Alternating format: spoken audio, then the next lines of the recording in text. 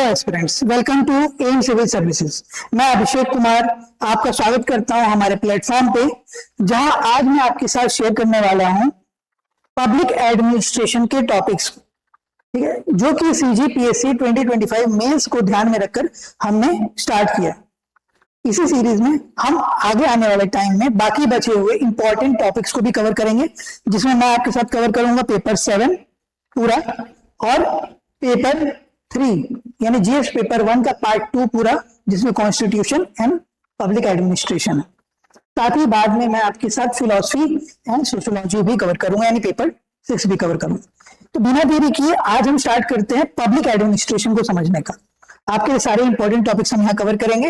ये आपके मेंस के लिए बहुत बेनिफिशियल होने वाला है, तो अपने साथ आप कॉपी और पेन रख लीजिए। जो भी मैं आपको बताने जा रहा हूँ आज से, वो सारे इंपॉर्टेंट टॉपिक्स आप उसको नोट डाउन करिएगा पॉइंटर्स में, या फिर यहां से स्क्रीनशॉट ले लीजिएगा और उसको रिवाइज करिएगा। तो चलिए स्टार्ट करते हैं। सबसे पहले जानते हैं सिलेबस के बारे में।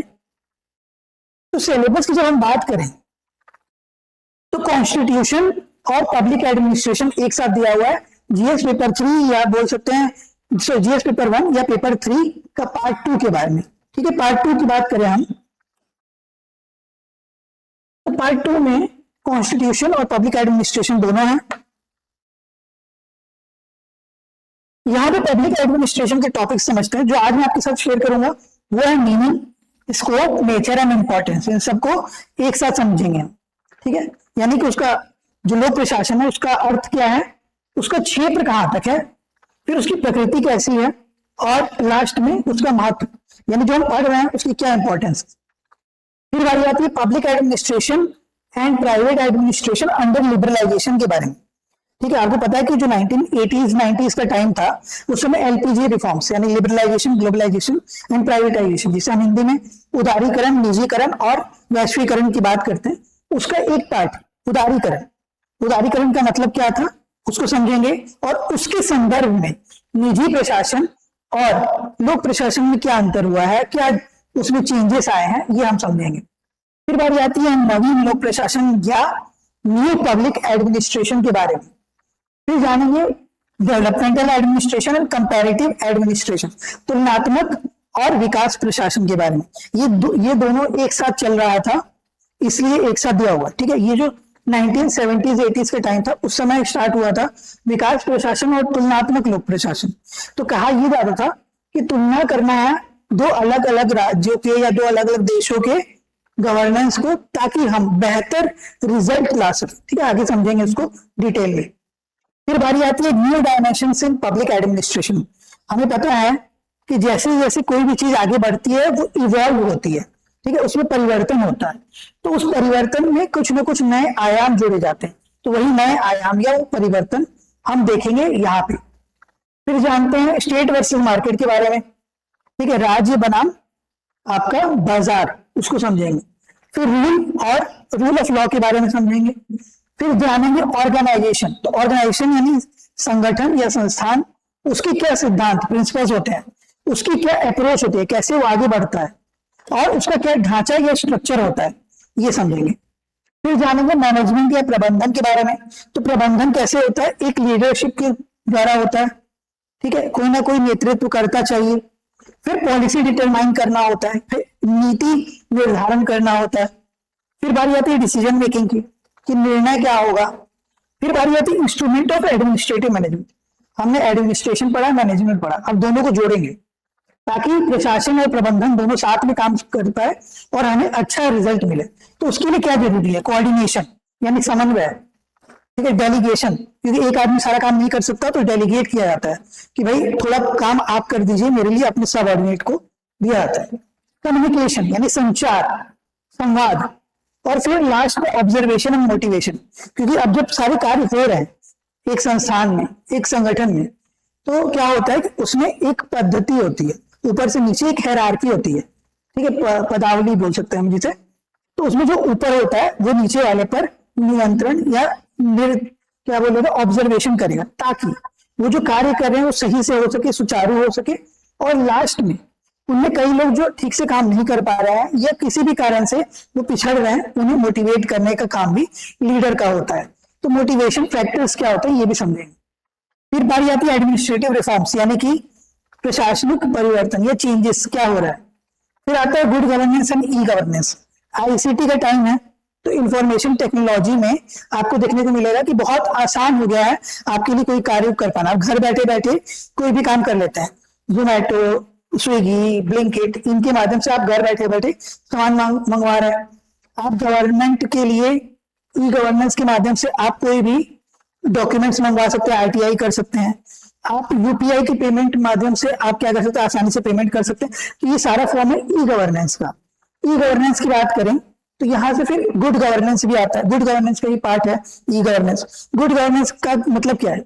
ऐसा गवर्नेंस या ऐसा शासन जो कि लोगों को बेनिफिट दे, लोगों के लिए अच्छा हो। ठीक है। फिर बारी आती है ब्यूरोक्रेसी। इन सबको करने के लिए किसकी जरूरत होगी? ब्यूरोक्रेसी यानी नौकरशाही की। फिर आएगा डिस्ट्रिक्ट एडमिनिस्ट्रेशन, तो जिला प्रशासन, जो आपको करना है आगे आने वाले समय में। जो भी थ्योरी पढ़ेंगे उसका इंप्लीमेंटेशन जिला प्रशासन में आपको करना होगा। फिर control and administration in India. Bharat में प्रशासन पे नियंत्रण कौन करता है? तो पार्लियामेंट्री नियंत्रण होता है, संसद करती है लॉ बना के। फाइनेंशियल तौर पे होता है, यानी पैसे, बजट जो बनता है उसके माध्यम से होता है। जुडिशियरी यानी कि न्याय जो होता है उसके माध्यम से होता है। ठीक। और लास्ट में एग्जीक्यूटिव खुद करते हैं, जो एग्जीक्यूट करते हैं किसी भी लॉ को, किसी भी पॉलिसी को, जो भी बन रहा है नीति, उसको क्रियान्वित करने वाले, एग्जीक्यूट करने वाले, वो भी ये चारों पिलर मिलकर क्या करता है? प्रशासन को नियंत्रण करता है, यानी प्रशासन करवाता है देश में अच्छा। फिर बारी आती है लोकपाल और लोकायुक्त, तो आरटीआई, इनके माध्यम से आप क्या कर सकते हैं? गुड गवर्नेंस कर सकते हैं। ठीक है। रेड टेपिज्म यानी कि लाल फीताशाही, करप्शन यानी आपका भ्रष्टाचार, इन सबको रोकने का भी काम करते हैं। पंचायत और म्यूनिसिपैलिटीज आएगा उसके बाद, यानी कि आपको पढ़ना होगा वैसा पावर जिससे ग्रास रूट लेवल पे पॉलिसी इंप्लीमेंट हो सके। ठीक है। ग्रास रूट लेवल पे पॉलिसी का क्रियान्वयन या नीति का क्रियान्वयन हो पाए, उसके लिए जरूरी है पंचायत और म्यूनिसिपैलिटीज। फिर पढ़ेंगे पार्लियामेंट्री और प्रेसिडेंशियल फॉर्म ऑफ गवर्नमेंट। ठीक है। गवर्नमेंट का प्रकार है पार्लियामेंट्री, संसदीय, या प्रेसिडेंशियल यानी राष्ट्रपति वाला। फिर यूनिटरी और फेडरल, मतलब एकाकी, यानी एक इंसान के पास या एक अथॉरिटी का पूरा पावर होगा, और या फिर संघीय प्रणाली जो हम देखने को मिलता है हमारे देश में। ठीक है। तो हमारे इन दोनों का मिश्रण है, ना पूरी तरह फेडरल है हम, ना पूरी तरह यूनिटरी है हम। फिर पढ़ेंगे theory of separation of power, power का विभाजन। और लास्ट में पढ़ेंगे एडमिनिस्ट्रेटिव स्ट्रक्चर ऑफ छत्तीसगढ़। तो ये था पूरा डिटेल एनालिसिस जो कि हम धीरे धीरे आने वाले लेक्चर्स में करेंगे। आज हम देखेंगे meaning, scope, nature and importance को। चलिए बिना देरी किए स्टार्ट करते हैं, श्री गणेश करते हैं हमारे लेक्चर को। चलिए, तो सबसे पहले हम जानेंगे लोक प्रशासन के बारे में। मीनिंग से स्टार्ट हो रहा है। तो देखिए, आपको बता दूं कि मीनिंग कोई एक मीनिंग नहीं है, क्योंकि ये जो सब्जेक्ट है ये बहुत ज्यादा इवॉल्व हो रहा है, बहुत नवीन सब्जेक्ट है लोक प्रशासन। तो जैसे जैसे हमें पता है कि जब नया सब्जेक्ट होता है तो उसमें धीरे धीरे क्या होता है, परिवर्तन होता है। तो कोई एक प्रॉपर डेफिनेशन नहीं मिलेगा आपको। हर इंसान, जो जितने थिंकर्स हैं, जितने विचारक हैं, जिन्होंने लोक प्रशासन में अपना कुछ ना कुछ योगदान दिया है, वो लोगों ने हर अपने अपने मुताबिक इसका एक परिभाषा दिया। ठीक है। तो मीनिंग की हम बात करें तो लोक प्रशासन जो है ना, यानी पब्लिक एडमिनिस्ट्रेशन, इसमें दो शब्द है, एक है पब्लिक, एक है एडमिनिस्ट्रेशन। जो पब्लिक की बात करते हैं, पब्लिक का मतलब क्या होता है? पब्लिक का मतलब होता है स्टेट। ठीक है। गवर्नमेंट या अथॉरिटी। जब हम डेमोक्रेसी भारत की बात करते हैं तो भारत में पब्लिक मतलब है स्टेट, स्टेट मतलब है कि गवर्नमेंट। ठीक है। तो इसको गवर्नमेंट भी लिख सकते हैं। और एडमिनिस्ट्रेशन इनके द्वारा किया जाता है, इसे हम कहते हैं लोक प्रशासन। ठीक है। तो एडमिनिस्ट्रेशन यानी कि वर्क। तो अगर आप बेसिक टर्म में डिफाइन करें तो क्या कह सकते हैं? पब्लिक एडमिनिस्ट्रेशन का मतलब है कि the work done by state या work done by government for benefit of its subject. या फिर पीपल। हिंदी में बोलूं तो लोक प्रशासन वह कार्य है जो कि राज्य के द्वारा किया जाता है ताकि उसके माध्यम से उनके लोगों की भलाई हो सके, ठीक है, वेलफेयर हो सके, उनको अच्छा चीजें मिल सके, ठीक है। तो इसको हिंदी में आप लिख सकते हैं कि लोगों के बेनिफिट के लिए राज्य द्वारा, लोगों के भलाई के लिए राज्य द्वारा किए गए कार्यों को ही हम लोक प्रशासन कहते हैं जनरल टर्म्स में, ठीक है। अब जो हम इसकी बात कर रहे हैं पब्लिक एडमिनिस्ट्रेशन की, तो पब्लिक एडमिनिस्ट्रेशन को दो तरीकों से डिफाइन या मीनिंग बताया जाता है, दो तरीकों से बताया जाता है, एक तो एक्टिविटी के तौर पे और दूसरा सब्जेक्ट। एक्टिविटी के तौर पे और सब्जेक्ट के तौर पे। जब एक्टिविटी की बात करते हैं तो एक्टिविटी का क्या मतलब है कि आप जो चीज कर रहे हैं, ठीक है, तो इसको हम बोल सकते हैं प्रैक्टिकल। और सब्जेक्ट की बात करें यानी डिसिप्लिन। यहां प्रैक्टिकल यानी कि आप बोलेंगे जो जॉब कर रहा हो या जो इसको इम्प्लीमेंट कर रहा हो उसको बोलेंगे, ठीक है। सब्जेक्ट की जब हम बात करें तो डिसिप्लिन आता है, डिसिप्लिन, या बोल सकते हैं हम थ्योरी, ठीक है। तो पब्लिक एडमिनिस्ट्रेशन का परिभाषा जो है दो तरीकों से बताया जा सकता है, एक तो कार्य के तौर पे और दूसरा थ्योरी के तौर पे, मतलब थ्योरी और प्रैक्टिकल के तौर पे। तो चलिए अब जानते हैं मीनिंग को, ठीक है। जब हम सब्जेक्ट के तौर पे बात करते हैं तो सब्जेक्ट जो है सबसे पहली बार जब सब्जेक्ट की बात करते हैं तो पॉलिटिकल साइंस क्वार्टरली, एक तो पॉलिटिकल साइंस क्वार्टरली कर एक बोल सकते हैं नोबेल बोल सकते हैं कि किताब आती थी, ठीक है। इसमें एक आर्टिकल लिखा था 1887 में, इसमें वुड्रो विल्सन ने,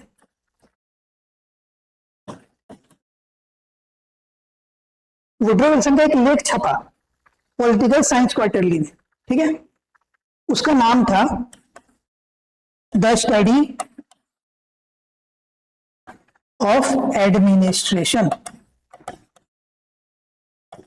ये पहली बार था जब प्रॉपर डिफाइन किया हो या प्रॉपर टर्म यूज हुआ हो एडमिनिस्ट्रेशन का, जहां से हम बाद में लोक प्रशासन तक पहुंचे, यानी कि एडमिनिस्ट्रेशन से हम पब्लिक एडमिनिस्ट्रेशन की तरफ पहुंचे। ये फर्स्ट टाइम था 1887 में जब सब्जेक्ट के तौर पे इसे लिया गया। लेकिन एक्टिविटी के तौर पे जब हम बात करें, या ठीक है, टास्क के तौर पे, कार्य क्रियान्वयन के तौर पे, प्रैक्टिकल के तौर पे, तो ये इसका इतिहास बहुत पुराना है, ठीक है। हिस्ट्री अगर हम बात करें तो बहुत पुराना है, वेरी ओल्ड। अगर भारत के संदर्भ में बोले या वर्ल्ड के संदर्भ में बोले, दोनों के केस में बहुत पुराना है, ठीक है, योगदान। कैसे? भारत में आपको पता है कि जितनी भी चीजें पहले से शुरू से होते चले आएंगे, सबसे प्राइम एग्जाम्पल है अर्थशास्त्र, ठीक है। कौटिल्य का जो अर्थशास्त्र है वो आपको बताता है कि कैसा राजा होना चाहिए और कैसी प्रजा होनी चाहिए, वो राजा के क्या कार्य होंगे, राजा के मंत्री परिषद के क्या कार्य होंगे और प्रजा के क्या कार्य होंगे, यानी कि आप वहां पे यही चीज दिखा रहे हैं। एडमिनिस्ट्रेशन का ही फॉर्म है कि प्रशासन कैसे होगा, कौन करेगा, किस प्रकार करेगा। तो सबसे प्रॉपर एग्जाम्पल आप लिख सकते हैं कौटिल्य का अर्थशास्त्र।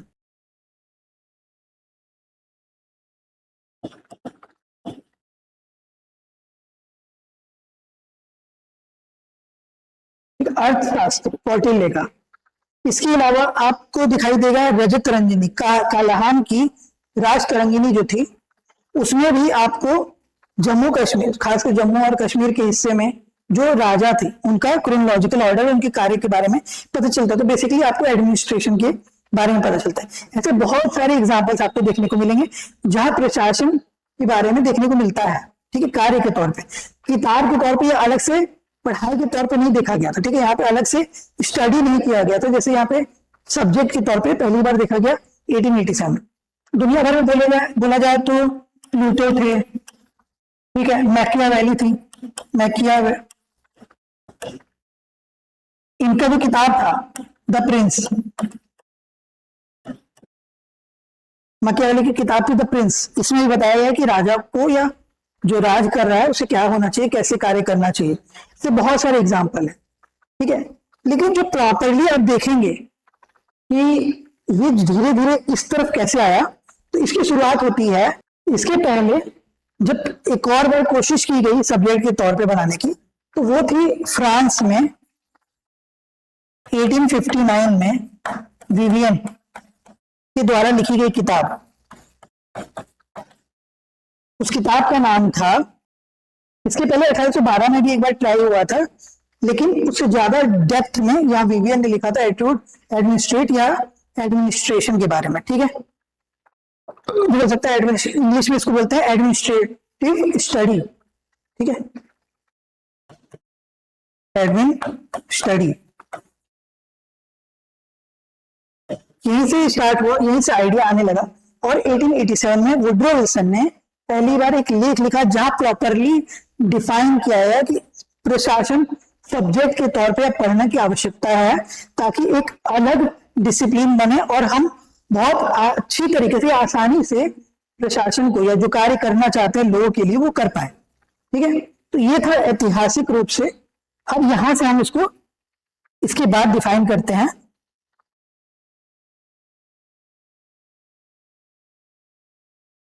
ठीक है, इसके बाद हम डिफाइन करेंगे प्रशासन को, ठीक है, दोनों को अलग अलग करेंगे, पब्लिक एडमिनिस्ट्रेशन एंड एडमिनिस्ट्रेशन।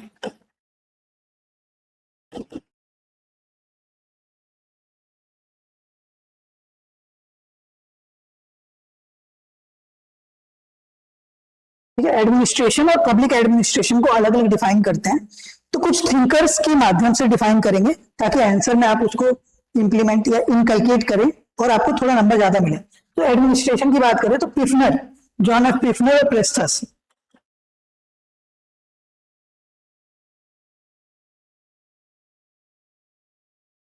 इन्होंने कहा था, इन्होंने डिफाइन किया कि जो एडमिनिस्ट्रेशन है, ठीक है, एडमिनिस्ट्रेशन क्या है, organisation and direction of humans, ठीक है, लोगों का संगठन और लोगों को निर्देशन है। साथ ही साथ मटेरियल रिसोर्स, जो कि रिसोर्सेज या संसाधन उपलब्ध है, ठीक है, फिजिकल संसाधन, उनके माध्यम से अचीव करना डिजायर्ड गोल को, ठीक है। क्या बोलेंगे, administration is organisation and direction of humans and material resource, ठीक है। इसलिए मटेरियल रिसोर्स का क्या करेंगे, टू अचीव डिजायर्ड गोल।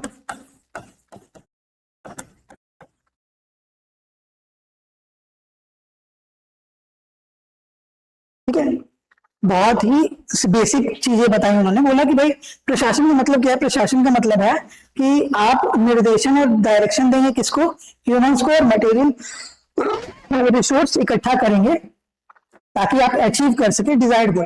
यानी आप जो चाह रहे हैं उस तक आप पहुंच पाए, किसके माध्यम से, लोगों के माध्यम से और संसाधन के माध्यम से, उन दोनों का एकत्रण, ठीक है, एकत्र करना और संगठन करना और निर्देशन करना कि कैसे कार्य करेंगे, ठीक है। इसे कहते हैं हम एडमिनिस्ट्रेशन। किसने कहा था, पिफनर और प्रेस्टस ने। इसके अलावा एलडी वाइट,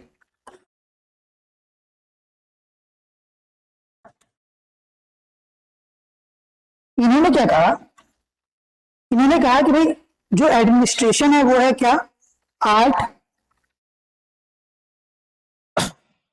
जिसके माध्यम से आप क्या करते हैं, डायरेक्शन देते हैं, कोऑर्डिनेशन करते हैं, कंट्रोल करते हैं मैनी पर्सन्स को, ताकि आप अचीव कर सके अपना पर्पस या अपना ऑब्जेक्टिव। इसी चीज को अलग तरीके से बोला एलडी वाइट ने। उन्होंने क्या कहा कि भाई जो एडमिनिस्ट्रेशन है वो क्या है, वो आर्ट है किसका, डायरेक्शन का, आर्ट ऑफ डायरेक्टिंग, कोऑर्डिनेटिंग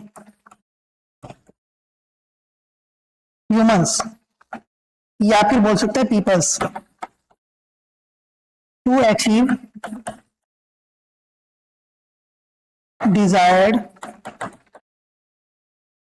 गोल, ठीक है, यही चीज है, इसको अलग तरीके से बोला है। या फिर बोल सकते हैं कि जो आप अचीव करना चाहते हैं पर्पस को या ऑब्जेक्टिव को, डिजायर्ड गोल या ऑब्जेक्टिव, इसे ही हम कहते हैं एडमिनिस्ट्रेशन। ये भी प्रशासन के बारे में, लोक प्रशासन को अब डिफाइन करते हैं, ठीक है। और भी आप चाहें तो और भी डेफिनेशन अपने साथ लिख सकते हैं। ये मैंने 2 एग्जाम्पल दिए हैं, और भी है, E.A. ग्लेडन ने कहा है, ठीक है, वुडरो विल्सन ने भी अपना डेफिनेशन दिया है। तो ऐसे बहुत सारे थिंकर्स ने अलग अलग डेफिनेशन दिया है, जिसमें से 2 एग्जाम्पल मैंने आपको दे दिया। अब पब्लिक एडमिनिस्ट्रेशन की बात करें तो क्योंकि हम father of public administration Woodrow Wilson को कहते हैं, तो उनके डेफिनेशन से समझाता हूं मैं आपको। वुडरो विल्सन, इन्होंने क्या कहा, इन्होंने कहा कि जो पब्लिक एडमिनिस्ट्रेशन है ये डिटेल्ड और सिस्टमैटिक एप्लीकेशन है कि कैसे सारे पर्टिकुलर एप्लीकेशंस ऑफ लॉ को हम एक्ट में परिवर्तित कर पाए, ठीक है। मतलब आप जो भी एक्शन चाहते हैं, जो भी एप्लीकेशन चाहते हैं, जो भी लॉ आपने बनाया है, उसको कैसे इंप्लीमेंट किया जाए, इसे हम कहते हैं पब्लिक एडमिनिस्ट्रेशन। ये कहा है father of public administration Woodrow Wilson ने। तो उन्होंने क्या कहा कि public administration is a detailed and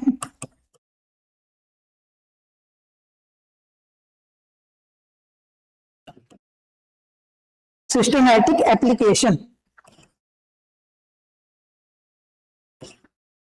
detailed and systematic application, detailed application of law, ठीक है, detailed and systematic application of law और every particular application of law is an act. और उन्होंने कहा कि हर पर्टिकुलर जो भी आप ये कर रहे हैं, इसको जब आप करते हैं, इसको क्या कहते हैं, एक्ट कहते हैं। तो एवरी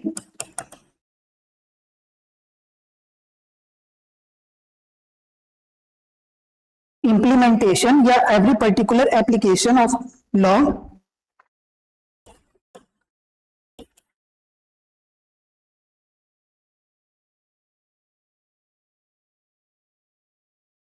बेसिकली मैंने आपको बताया था ना कि किसी भी चीज का जब आप क्रियान्वयन करवाते हैं तो वही पब्लिक एडमिनिस्ट्रेशन हो जाता है। जैसे सरकार जो है वो क्या कर रही है, कोई नीति बनाती है और उसको इम्प्लीमेंट यानी कि क्रियान्वित करती है, और वो जब क्रियान्वित होता है उससे लोगों का जो बेनिफिट होता है उसे हम कहते हैं लोक प्रशासन। तो यही चीज उन्होंने कहा, ठीक है। इसके अलावा अगर आप चाहें तो ड्वाइट वाल्डो, बाद में हम पढ़ेंगे, न्यू पब्लिक एडमिनिस्ट्रेशन है, नवीन लोक प्रशासन, तो उसके जनक या उसके फादर कौन है, ड्वाइट वाल्डो।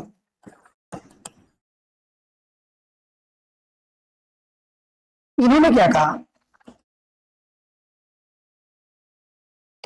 तो इन्होंने कहा कि भाई जो पब्लिक एडमिनिस्ट्रेशन है वो है आर्ट और साइंस दोनों।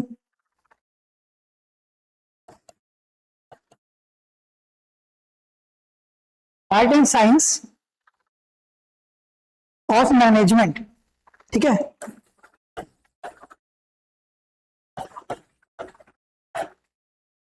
Art and science of management, ठीक है, art and science of management as applied to affairs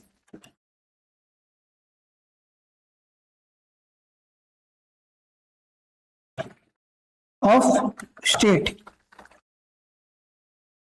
ठीक है। तो बेसिकली ड्वाइट वाल्डो ने क्या कहा कि भाई जो पब्लिक एडमिनिस्ट्रेशन है यानी लोक प्रशासन है वो है कला और साइंस, विज्ञान, किसका, प्रबंधन का, जिसके माध्यम से आप क्या कर रहे हैं, जो राज्य के कार्य हैं उनको क्रियान्वित करवा रहे हैं, उनको अप्लाई करवा रहे हैं, ठीक है। तो art and science of management as applied to the affairs of state, तो प्रबंधन का वो कला और वो विज्ञान जिसके माध्यम से राज्य जो है वो कार्यों को क्रियान्वित करता है, इसे कहा है पब्लिक एडमिनिस्ट्रेशन। किसने, ड्वाइट वाल्डो ने। तो ये था बेसिक डेफिनेशंस। आप और भी एग्जांपल्स सर्च कर सकते हैं गूगल के माध्यम से और आप लिख सकते हैं, हालांकि इतना काफी है, चाहे तो और भी यूज कर सकते हैं। और बाद में किसी को नोट्स चाहिए होगा तो हमारे नंबर 7999416881 पे, यहाँ लिख देता हूँ नंबर, इस पे आप व्हाट्सएप से मैसेज कर सकते हैं, तो अगर जो भी डाउट्स होगा वहां मैं आपको क्लियर भी कर दूंगा। चलिए आगे देखते हैं, ये था मीनिंग। अब जानते हैं जो मीनिंग है जो हम देख रहे हैं, इसको अलग अलग तरीकों से डिफाइन किया जा सकता है। तो उनमें कुछ स्कूल्स या कुछ थॉट या कुछ विचार जिसके माध्यम से आप डिफाइन कर सकते हैं, उसको समझते हैं। ठीक है, सबसे पहले तो आपको देखिएगा नैरो एंड ब्रॉड व्यू।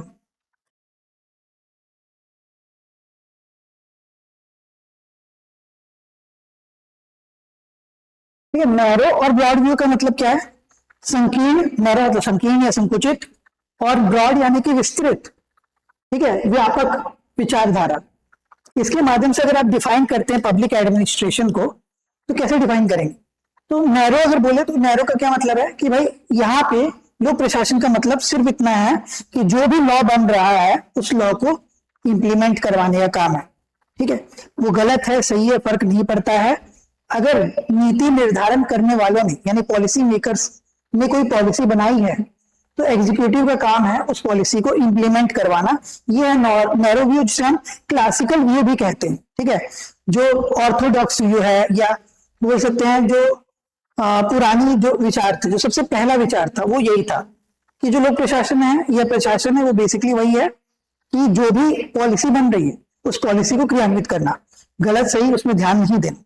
लेकिन व्यापकता में जब हम बात करते हैं तो व्यापक व्यू क्या कहता है कि जो भी चीजें आप करते हैं या जो चीजें उससे आगे हो सकती हैं वो सब पब्लिक एडमिनिस्ट्रेशन। ठीक है, सिर्फ लॉ बनाना ही नहीं, उस लॉ का अच्छी तरीके से इंप्लीमेंटेशन होना, उस लॉ को बाद में चेक करना, उसका क्या रिजल्ट मिला, ये सब मिला दिया जाए तो इसे कहते हैं हम ब्रॉड व्यू। तो डिफाइन आप ऐसे भी कर सकते हैं। नैरो व्यू के हिसाब से आप डिफाइन करेंगे तो आप कहेंगे कि भाई public administration is nothing but the implementation of law made by the policy makers या implementation of the policy made by the policy maker. ठीक है, तो पॉलिसी मेकर या नीति निर्धारण करने वालों के द्वारा बनाए गए नियमों को क्रियान्वित करवाने का कार्य को ही हम कहते हैं लोक प्रशासन। ये कहता है नैरो व्यू।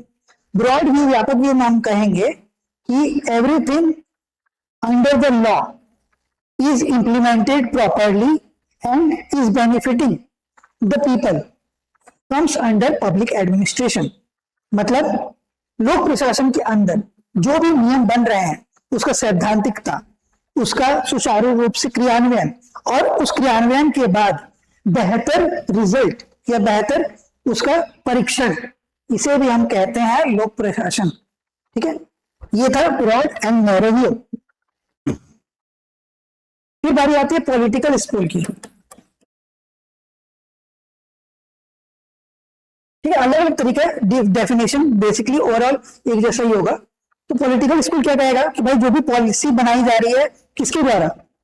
रिप्रेजेंटेटिव्स के द्वारा, उसे ही हम कहते हैं पब्लिक एडमिनिस्ट्रेशन। मतलब जो स्टेट है या जो गवर्नमेंट है वो जो बना रही है वही है पब्लिक एडमिनिस्ट्रेशन, वो जो कर रही है वही है पब्लिक एडमिनिस्ट्रेशन। इसके बाद बारी आती है लीगल व्यू की। ठीक है, लीगल व्यू क्या कहता है कि लोक प्रशासन या पब्लिक एडमिनिस्ट्रेशन वो फॉर्म है जहां पे जो लॉ बन रहा है वो सही लॉ बने।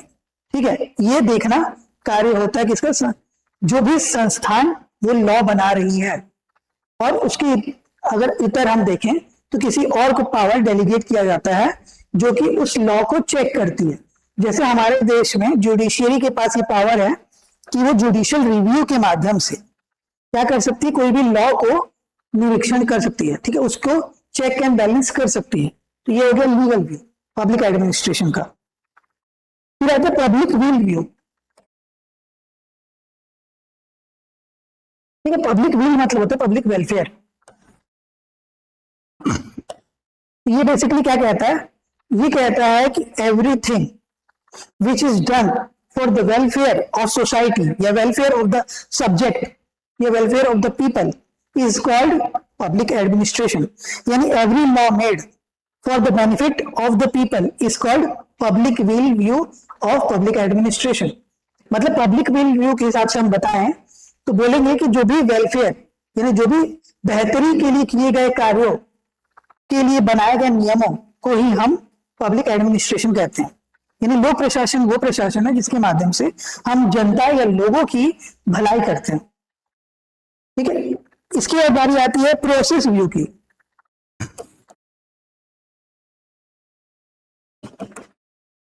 प्रोसेस व्यू क्या कहता है, प्रक्रिया के माध्यम से डिफाइन करता है। तो इसके हिसाब से सबसे इंपॉर्टेंट प्रोसेस कौन सा है आज के समय में, पोस्ट कॉर्ब।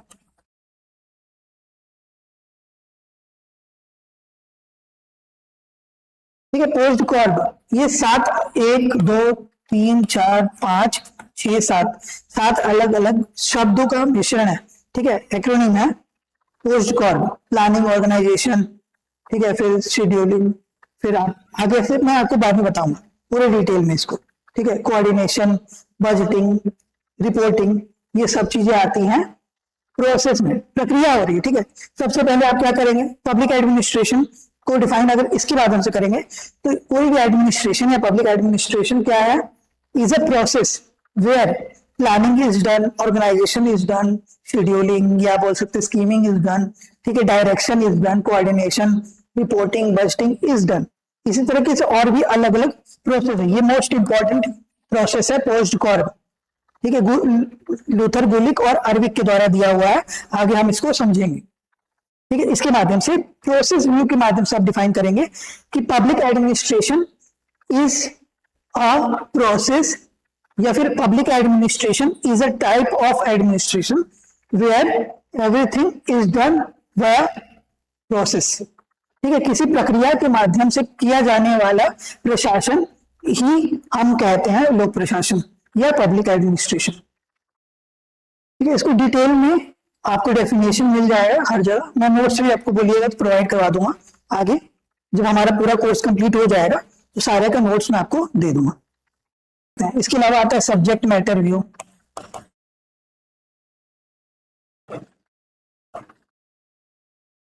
मतलब इसके माध्यम से आप क्या बताएंगे,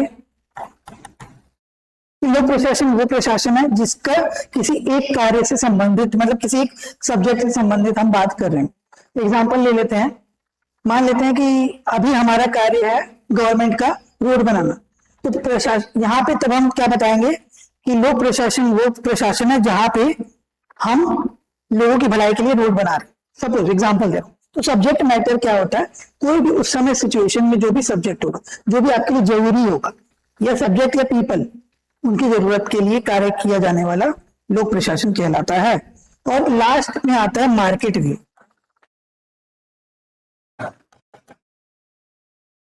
इसी के माध्यम से आप स्कोप में भी बता सकते हैं। ठीक है, डिफाइन तो मैं कर, अब स्कोप भी यही से बताते चलता हूँ। स्कोप यानी क्षेत्र। तो मार्केट व्यू क्या कहता है कि कोई भी प्रशासन जिसके माध्यम से उस ऑर्गेनाइजेशन का बेनिफिट, ठीक है, तो यहाँ पे वो ऑर्गेनाइजेशन कौन है, गवर्नमेंट, लोक प्रशासन में। तो गवर्नमेंट का फायदा अगर हो रहा है तो उसे हम कहेंगे market view of public administration. Market view की बाजार क्या चाहेगा, उसका भलाई। ठीक है, कोई व्यापारी क्या चाहता है कि उसका फायदा, उसका मुनाफा हो। तो यहाँ पे मार्केट व्यू कहता है कि लोक प्रशासन वो प्रशासन है जिसमें जो भी लॉ मेकर्स हैं या जो भी इम्प्लीमेंटर हैं, जो क्रियान्वित कर रहे हैं कार्यों को, उनका फायदा हो। बेसिकली मतलब है कि जितना दिया गया आपके पास रिसोर्स, संसाधन है, उसका बेहतर इस्तेमाल करके अच्छा रिजल्ट बनाना, उसे ही हम कहते हैं पब्लिक एडमिनिस्ट्रेशन। ये किसके व्यू में आ गया, मार्केट व्यू में। ठीक है, अब इसको स्कोप, अब मैं स्कोप बता देता हूं आपको, आसानी से समझ में आएगा।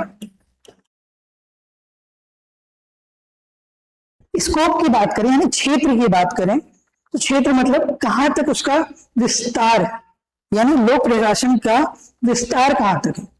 तो अलग अलग व्यू के हिसाब से अगर आप बोले तो विस्तार कहां तक होगा।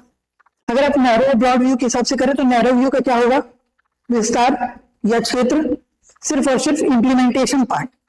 ठीक है, सिर्फ क्रियान्वयन पार्ट, तो उसमें सिर्फ छोटा सा हिस्सा ही काम करेगा। लेकिन ब्रॉड व्यू में क्या करेंगे, सब लोग भी काम करेंगे। एक अच्छा रिजल्ट लेने के लिए लोगों का भी बेहतर होना जरूरी है। अगर आप उसको कस्टमर और कंज्यूमर के फॉर्म में देखें, उपभोक्ता और व्यापारी के फॉर्म में देखें, ठीक है, तो दोनों का बेनिफिट होना जरूरी है। कोई भी अच्छा ट्रेड कब होता है, व्यापार कब होता है, जब व्यापारी को भी फायदा हो और जो उपभोक्ता है उसको भी फायदा हो। तो नैरो एंड ब्रॉड व्यू में ये कह रहा है। पॉलिटिकल साइंस क्या कहेगा, पॉलिटिकल स्कूल कहेगा कि भाई जो गवर्नमेंट काम कर रही है, यानी गवर्नमेंट का जितना क्षेत्र होगा उतना ही क्षेत्र पब्लिक एडमिनिस्ट्रेशन का होगा। यानी कि मान लेते हैं कि स्टेट गवर्नमेंट का पावर स्टेट तक है तो उतना ही पब्लिक एडमिनिस्ट्रेशन होगा।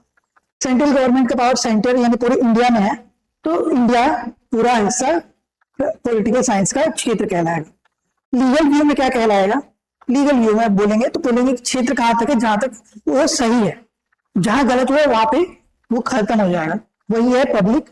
देखिए यही चीज करता है जुडिशियरी, ठीक है। तो रिव्यू का जो फॉर्म आता है, रिव्यू में वही चेक करता है कि भाई सही है कि नहीं, ये जो लॉ बना है ये सही है कि नहीं। अगर वो सही है तो ठीक है, नहीं है तो उसको नल एंड वॉइड डिक्लेयर कर देगा, यानी खत्म कर देगा, समाप्त कर देगा, उसको यूज नहीं कर पाएंगे। तो वो हो गया आपका पब्लिक एडमिनिस्ट्रेशन का लीगल व्यू। वेलफेयर व्यू क्या है? तो वेलफेयर क्या होगा भाई, जितना भी चीज आप कर रहे हो और इससे अगर फायदा लोगों को हो रहा है तो वो सारा क्षेत्र में आ जाएगा। मान लेते हैं कि आपके यहाँ पे लॉ आयस्क मिल रहा है और लॉ आयस्क का अच्छा इस्तेमाल करके लोगों में बेहतर वितरण हो पा रहा है उसकी वजह से, तो उसे हम कहेंगे पब्लिक एडमिनिस्ट्रेशन का क्षेत्र, ठीक है।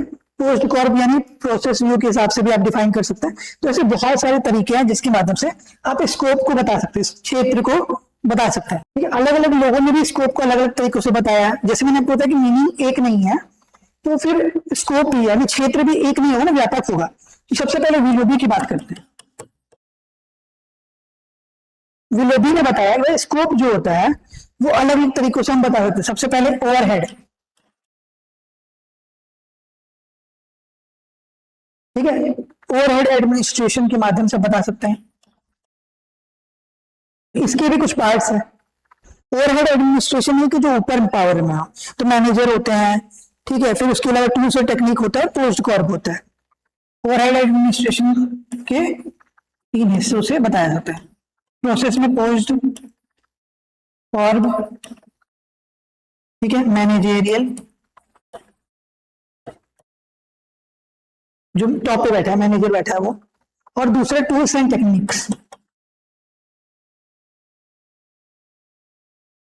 ये है स्कोप, यही क्षेत्र है। मैनेजर जेरियल यानी कि मैनेज करना, प्रबंधन करना। Tools and technology, instruments of public administration हमने देखा था, एडमिनिस्ट्रेटिव मैनेजमेंट, तो कोऑर्डिनेशन कोऑपरेशन इनके माध्यम से। पोस्ट कॉर्प भी ये एक तरह का टूल ही है, ठीक है। तो दो ही हिस्सा भी आप बोल सकते हैं, पर विलोबी ने इसे तीन हिस्सों में बताया। पोस्ट कॉर्प को भी एक अलग ओवरहेड एडमिनिस्ट्रेशन के तौर पे बताया, हालांकि आप ये दो से भी बता सकते हैं। Tools and technique, post Corp is a tool, management is a tool. दूसरा ऑर्गेनाइजेशन स्ट्रक्चर, फिर बारी आती है भाई स्कोप कहां से आएगा, तो ऑर्गेनाइजेशन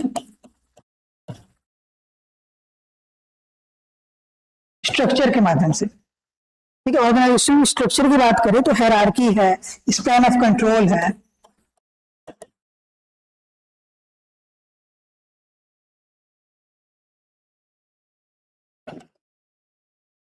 ठीक है। ये इसका मतलब क्या है कि पद सोपान, यानी कि पदानुवली, भाई कौन सबसे ऊपर है, फिर उसके नीचे कौन है, फिर कौन है, और उन सबको उनका पावर या उनका वर्क बताया जाता है।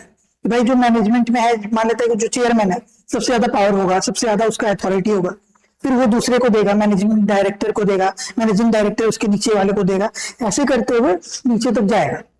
फिर स्पैन ऑफ कंट्रोल मतलब पावर किसके पास है, ये भी अथॉरिटी की बात हो रही है, तो ये स्ट्रक्चर में आता है, ये भी स्कोप का हिस्सा है, ठीक है। क्षेत्र, भाई स्ट्रक्चर डिसाइड करेगा ना क्षेत्र कहां तक है। तो मान लेते 50 लोग काम कर रहे, तो 50 लोग का अलग अलग पावर है, उन सबका अलग अलग क्षेत्र है, दायरा है।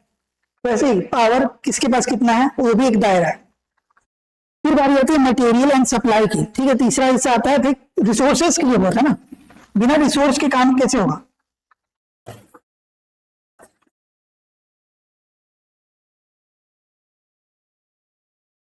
मटेरियल और सप्लाई, क्या मटेरियल है और कितना सप्लाई हो रहा है, ये डिपेंड करेगा।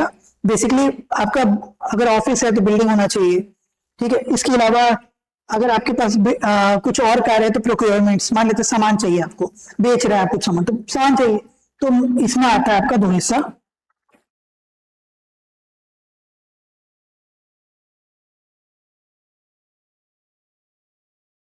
Procurement and building.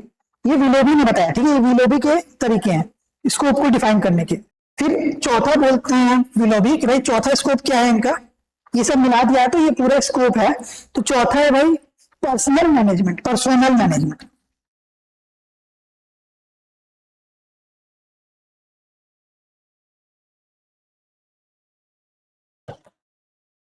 मतलब जो लोग कार्य कर रहे हैं, जो पर्सन आपके, उनको मैनेज करना भी तो जरूरी है। तो उसमें आता है रिक्रूटमेंट करना,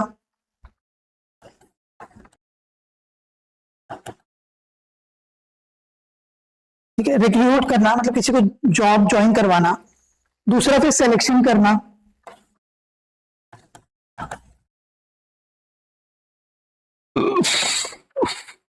प्रमोशन करना, ये सब किसका पार्ट है? ये पर्सनल मैनेजमेंट का। और लास्ट, अब भाई ये सब चीजें तो ठीक है, पर इसके अलावा फाइनेंस भी तो जरूरी होगा ना। गवर्नमेंट भी तो बजट बनाती है, बिना बजट के कैसे काम करेगी? तो बजटरी एलोकेशन आता है, यानी फाइनेंस, अकाउंटिंग, ऑडिटिंग, ये सारी चीज।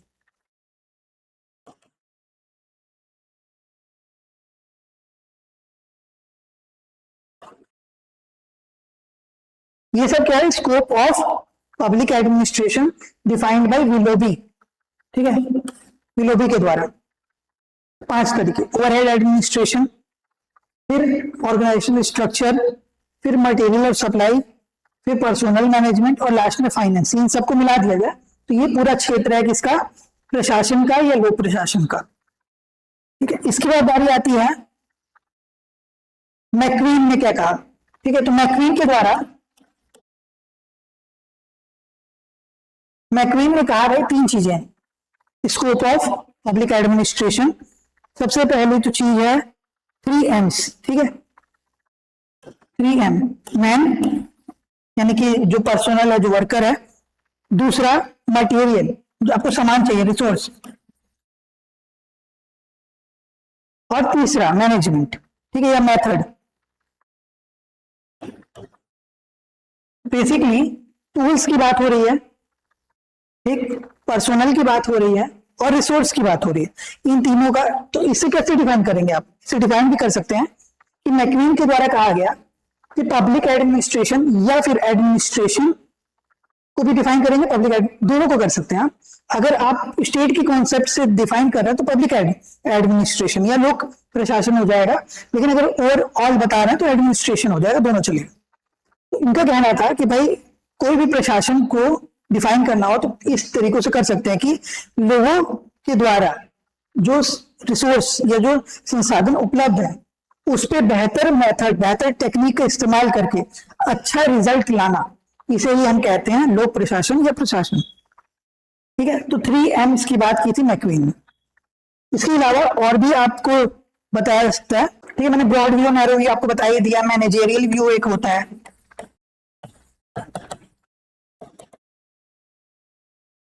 मैक्वीन का व्यू हो गया। मैनेजेरियल व्यू क्या है?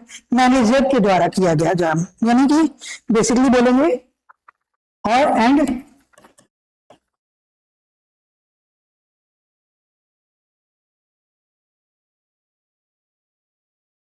मतलब अथॉरिटी के द्वारा, अथॉरिटी का पावर। और दूसरा इंटीग्रेटेड व्यू, यहाँ पे मिक्स व्यू आएगा, मिक्स स्कोप, यानी कि सब लोग बेसिकली नैरो एंड ब्रॉड ही का टाइप है। ठीक है, नैरो का भी ऐसे ही है कि जो ऊपर वालों ने बना दिया जो लॉ वही फाइनल है, उसको इम्प्लीमेंट करवाना ही पब्लिक एडमिनिस्ट्रेशन है। इंटीग्रेटेड में क्या बोल रहा है कि भाई सबको मिलकर करना होगा। ठीक है, टॉप जो है लेवल पे वो भी अपना कार्य करेंगे, तो जूनियर लेवल वाले भी अपना कार्य करेंगे। जब सब अच्छे से करेंगे तब जाके पब्लिक एडमिनिस्ट्रेशन बेहतर हो पाएगा। तो वो कहलाता है स्कोप इंटीग्रेटेड व्यू में और स्कोप मैनेजेरियल व्यू। ये था स्कोप। ठीक है, उम्मीद करता हूं कि बेसिक चीजें आपको समझ आ रही होंगी। किताब आप पढ़ सकते हैं, एम लक्ष्मीकांत की किताब है, उसके माध्यम से भी आप इसको देख सकते हैं। ठीक है, फिर बारी आती है स्कोप के बाद अगला। मीनिंग देखा हमने, स्कोप देखा, इसके नेचर देखेंगे।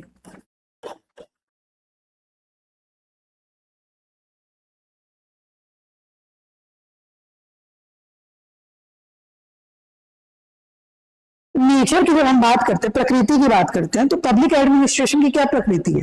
सिंपल सी बात करें तो पब्लिक एडमिनिस्ट्रेशन का प्रकृति यह है कि कार्य संपन्न करवाना बेहतरी के लिए। तो जब हम बताते हैं नेचर की बात, तो नेचर में एक तरीका हो सकता है कि भाई आर्ट के तौर पे भी बताएं और साइंस के तौर पे भी बताएं। तो public administration is an art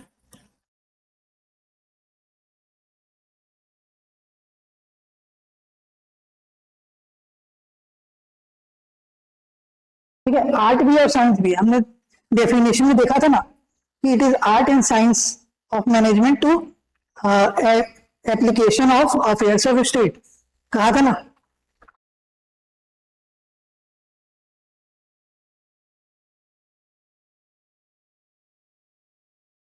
art and science of management as applied to the affairs of state. तो एक नेचर ये होगा कि भाई पब्लिक एडमिनिस्ट्रेशन आर्ट भी है और साइंस भी। दूसरा आप बोल सकते हैं पब्लिक एडमिनिस्ट्रेशन सब्जेक्ट यानी कि एप्लीकेशन एक्टिविटी भी है, और दूसरा मतलब थ्योरी भी है और प्रैक्टिकल भी है बेसिकली।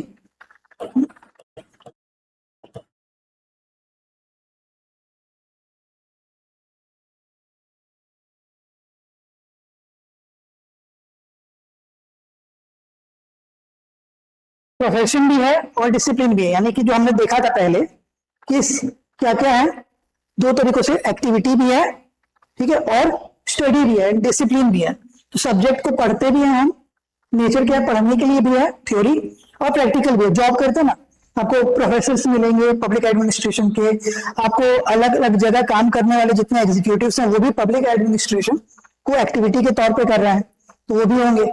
तो ये सब ब्यूरोक्रेसी जो पूरी है वो पूरा प्रोफेशन में ही आता है पब्लिक एडमिनिस्ट्रेशन का, ठीक है। तो इस तरीके से आप नेचर को डिफाइन कर सकते हैं। फिर आप इसको तीसरे तरीके से डिफाइन कर सकते हैं कि जो पब एड है या पब्लिक एडमिनिस्ट्रेशन है वो मैनेजमेंट भी है एंड पॉलिटिकल साइंस भी है, ठीक है। पॉलिटिकल साइंस जो है बेसिकली जब हम बात करते हैं तो राजनीतिक विज्ञान का ही हिस्सा है लोक प्रशासन और मैनेजमेंट का भी, क्योंकि थोड़ी देर पहले हमने देखा कि प्रबंधन और प्रशासन को जोड़ दिया गया है। बिना प्रबंधन के आप प्रशासन नहीं कर पाएंगे। तो प्रशासन के लिए क्या जरूरी है, प्रबंधन करना, उसको मैनेज करना भी तो जरूरी है। एक लीडरशिप की जरूरत है, कोऑर्डिनेशन की जरूरत है, ठीक है। इसके अलावा ऑब्जर्वेशन मोटिवेशन की जरूरत है। तो ये सारी चीजें भी इसमें आती हैं। अगर इसको आप डिफाइन करें अलग अलग तरीके से, तो नेचर में बताएंगे तो आर्ट भी, आर्ट कैसे है, because it helps in study part, ठीक है। और साइंस कैसे है, because it uses tools and technology. Science कैसे है, क्योंकि टूल्स एंड टेक्निक का यूज करता है। और आर्ट कैसे है, थ्योरी का यूज करता है, तो आइडियाज का यूज करता है। तो आइडिया से और टूल्स एंड टेक्नोलॉजी से। डिसिप्लिन सेम चीज है कि स्टडी के फॉर्म में होता है और प्रोफेशन यानी जॉब के फॉर्म में होता है। हालांकि जॉब अभी पूरी तरह से इतना अच्छा जॉब अभी अपॉर्चुनिटी है नहीं public administration as a discipline के तौर पे, इसलिए आपको दिखाई देगा कि आज के समय में पब्लिक एडमिनिस्ट्रेशन की डिमांड धीरे धीरे बढ़ रही है और आने वाले समय में अच्छा जॉब अपॉर्चुनिटी के तौर पे देखा जा सकता है पब्लिक एडमिनिस्ट्रेशन को भी, ठीक है। बेसिकली मतलब क्या है, जैसे कई लोग क्या करते हैं, मास्टर्स बैचलर्स डिग्री जो कर रहे हैं वो सब्जेक्ट्स भी करते हैं, कोई हिस्ट्री से करता है, कोई पॉलिटिकल साइंस से कर रहा है, कुछ लोग पब्लिक एडमिनिस्ट्रेशन से करते हैं। तो पब्लिक एडमिनिस्ट्रेशन से जो लोगों ने पढ़ाई की है, क्या उन्हें जॉब पूरी तरह मिल रही है, तो ये अभी फिलहाल उतना बेहतर नहीं है, लेकिन धीरे धीरे आने वाले समय में ये बहुत अच्छा जॉब अपॉर्चुनिटी भी होने वाला है। फिर मैनेजमेंट की बात करें और पॉलिटिकल साइंस की बात करें तो थ्योरी पोर्शन यहां से आया है, लेकिन जब मैनेजमेंट पोर्शन की बात करते हैं तो यहां से टूल्स आया है एंड टेक्निक्स आया है। कुल मिला के एक ही चीज है, ठीक है, अलग अलग तरीकों से बताया जाता है। डेफिनेशन भी अलग अलग लोगों ने अलग अलग तरीकों से बताया है, पर कुल मिला के ओवरऑल एक ही चीज है।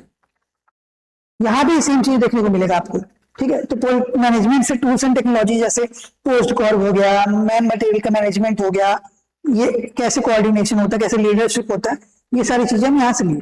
पॉलिटिकल साइंस हमने क्या लिया, थ्योरी पोर्शन, कि भाई पब्लिक एडमिनिस्ट्रेशन कैसे करना है, इंप्लीमेंटेशन कैसे करना है, पॉलिसी मेकिंग कैसे करनी है, ठीक है, पॉलिसी का एक्चुअल इंप्लीमेंटेशन कैसे करना है, ये सब यहां से आता है। ये था नेचर। लास्ट टॉपिक जो हमारा आज का होगा वो होगा इंपॉर्टेंस।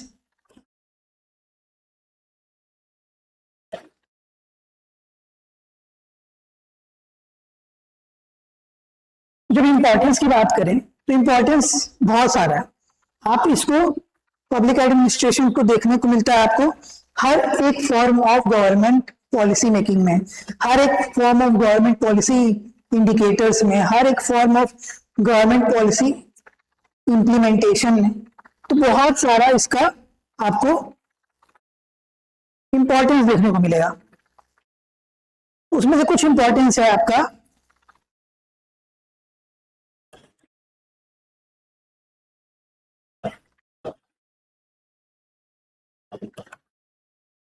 ठीक है। और कॉन्स्टिट्यूशन आपने अगर पढ़ा है बेसिक भी, तो उसमें आपको पता है कि भाई जो डीपीएसपी यानी राज्य के नीति निर्देशक तत्व, directive principle of state policy, वो बेसिकली क्या बताता है? वो बताता है एक वेलफेयर स्टेट की अवधारणा। ठीक है, तो वेलफेयर स्टेट का राइज हो रहा है। बेसिकली क्या हो रहा है? कंज्यूमर और कंज्यूमर्स बन रहे हैं, कस्टमर्स बन रहे हैं। हम लोग जो है, सब्जेक्ट जो है, वो एज ए कंज्यूमर काम करे। आप भी आज के समय में गवर्नमेंट से क्वेश्चन पूछते हैं कि आपने ये क्यों नहीं बनाया, आरटीआई का यूज करके आप उनसे चीजें मांग सकते हैं कि आपने ये करना था, आपको आपने ये क्यों नहीं किया। तो बेसिकली आपको आपके राइट्स पता चल रहे हैं, और अगर आपको आपके राइट्स पता चल रहे हैं तो आपकी डिमांड भी सही होगी, और डिमांड सही होगी तो जो डिमांड को पूर्ति कर रहा है, यानी कि जो डिमांड को फुलफिल कर रहा है, वो भी बेहतर करेगा, और उससे आपका बेहतरी होगा, तो वेलफेयर स्टेट कहलाएगा। ठीक है, ये और इंपॉर्टेंस की बात करें तो रैपिड इंडस्ट्रियलाइजेशन से कुछ चीजें देखने को मिल रही हैं।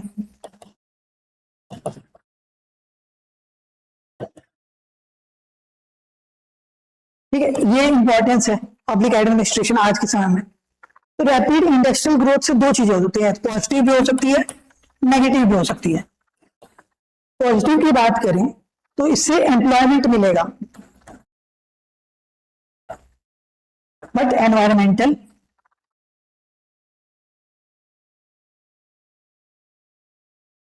कंसर्न भी बढ़ेगा, एनवायरमेंट को नुकसान होगा ना, तो ये चीजें भी आपको देखने को मिलेंगी।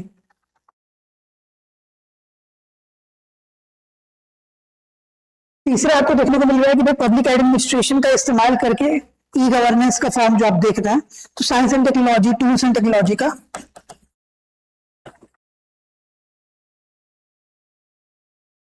एडवांसमेंट हो रहा है। कैसे हो रहा है बताता हूं।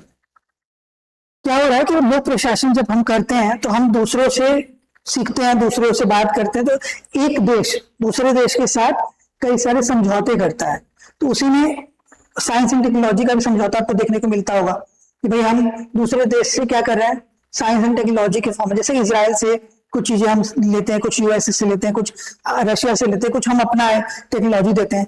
आज के समय में आपको पता है जीपीएस, ठीक है, जो ग्लोबल पोजिशनिंग सिस्टम है, उसका इस्तेमाल आप देख लेते हैं अपने मोबाइल में, अपने वॉचेस में। वो कहाँ से हो पा रहा है? सैटेलाइट के माध्यम से। सैटेलाइट का जो बेसिक डेटा है वो भी तो हम एक दूसरे के साथ साझा कर रहे हैं। ये सब कर पा रहे हैं क्योंकि पब्लिक एडमिनिस्ट्रेशन बेहतर होता चला जा रहा है। लोक प्रशासन सब्जेक्ट के तौर पे जब हमने अलग से पढ़ना स्टार्ट किया तो हमें पता चला कि डायरेक्टली हम किस तरह से और बेहतर कर सकते हैं प्रशासन को, क्योंकि एक अलग सब्जेक्ट के तौर पर पढ़ रहे हैं। तो जहां हम बेहतर करते चले गए हैं तो वहां और बेहतरी हमको देखने को मिल रहा है। ठीक है, साइंस एंड टेक्निक में आपको बहुत सारी चीजें देखने को मिलेंगी। इसके अलावा सोशियो इकोनॉमिक प्लानिंग आसान हो गया है।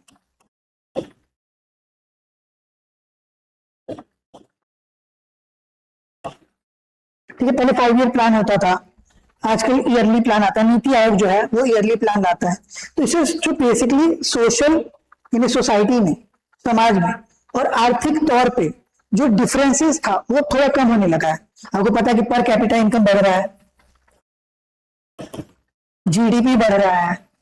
ठीक है, ये सब किसके कारण हो रहा है? इन सब चीजों के कारण हो रहा है। तो एक दूसरे के साथ सब जुड़े हुए हैं और लोक प्रशासन उसमें अहम भूमिका निभा रहा है। ये था हमारा पहला टॉपिक, आज यहीं पे हम एंड कर रहे हैं।